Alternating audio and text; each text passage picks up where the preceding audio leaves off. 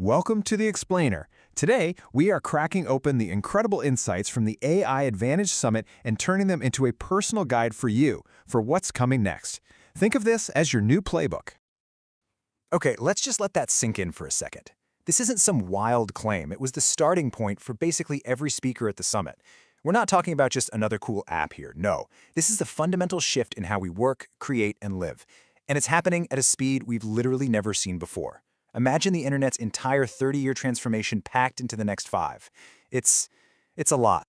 And this, right here, is the question Dean Graziosi put on the table. It's the choice that every single one of us has to make.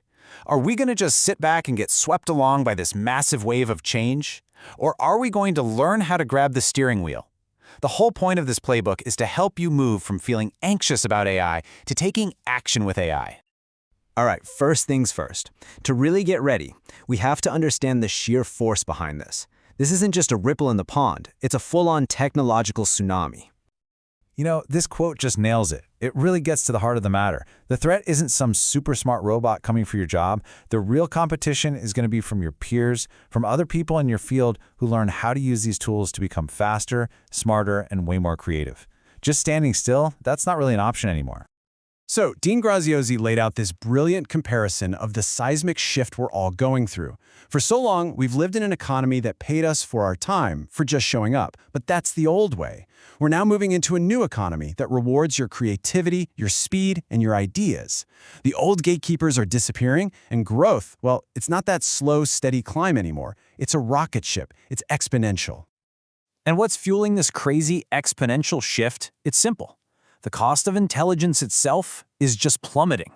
Ali Miller pointed out that the price to run these super advanced AI models is dropping by up to 900 times a year. I mean, that's staggering. When something this powerful gets this cheap, it stops being a luxury and it becomes a utility, just like electricity or the internet is for us today. Okay, so what does this all mean for us? It means we have to stop seeing AI as this scary adversary. We need to start seeing it for what it really is, a new kind of collaborator, a partner in our work and in our lives. This is such a great way to think about it, right? When the car first showed up, a lot of people were scared. They stuck with their horses.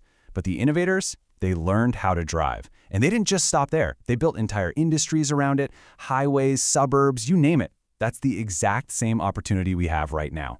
It's time to learn how to drive AI. And this leads to a really mind-bending idea from Zach Cass. He calls it unmetered intelligence. See, for all of human history, high-level intelligence has been pretty scarce. But we are now entering an age where it's abundant, where anyone can tap into world-class thinking. This doesn't just change business. This changes, well, everything.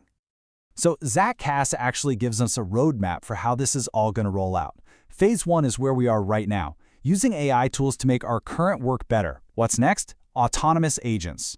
Think of an AI that can actually go and complete complex tasks for you.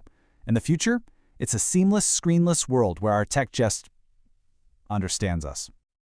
Okay, but wait. If intelligence becomes a cheap, abundant commodity, then what makes you valuable? How do you stand out?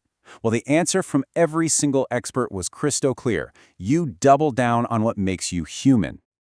This right here, this is your secret weapon. This is your moat that AI just can't cross. A machine can process data, it can find patterns, it can even write an article, but it can't feel empathy, it can't show courage, it can analyze a story, but it can't connect with another person on that deep human level. AI can analyze, but it can't care. Zach Cass told this incredible story about his father, who's an oncologist, and he made this point. Even if an AI could give a 100% perfect diagnosis every single time, the patient still needs that human connection, that empathy, that reassurance from the doctor. In a world of infinite data, that human touch isn't just a nice little add-on. It becomes the most valuable product of all. All right, enough theory. Let's get practical. How do you actually do this stuff? How do we turn all these big ideas into a playbook you can start using like today? Because theory is great, but action is where the results are. Dean Graziosi gave us the super simple 3-step way to think about it. It all begins with curiosity. Just play around with the tools. Don't put any pressure on yourself. As you play, you'll naturally build competence by using it for little real-world tasks. And as you start seeing the results, that competence builds real confidence. And that confidence is what dissolves the fear and lets you innovate. And for the business side of things, Ali Miller has this killer framework, the 3 Ps. Just think of it in 3 buckets. First, people. How can AI make you and your team smarter and better? Second, process. How can you use it to automate all that boring, tedious stuff? And third, product. How can AI help you create brand new things for your customers? Okay, one of the first aha moments you're going to have with AI is this right here. Igor Pagoni showed how it can instantly compress complexity, and in doing so, save you a ridiculous amount of time. I mean, just look at this. We've all been there, right? Staring at some confusing document, trying to Google every other word. That 20 minutes of frustration and confusion, it now becomes a 20-second conversation. AI acts like a universal translator, turning that mental overload into instant clarity.